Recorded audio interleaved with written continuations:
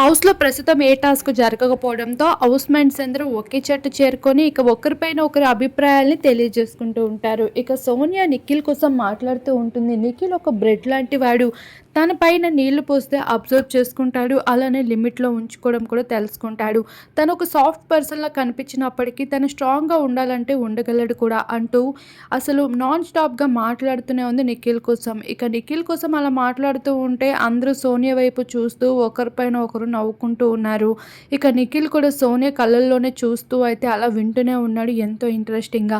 ఇక ఆదిత్య విషయానికి వస్తే ఆదిత్య గారు ఏజ్డ్ పర్సన్. అలానే తన జీవితంలో ఏదో సాధించాలని ఇప్పటి వరకు ఆగిపోయారు. ఇప్పుడు అది సాధించాలనే కోరిక ఎక్కువగా కనిపిస్తుంది అంటూ 2 ముక్కల్లో తేల్చి చెప్పేసింది.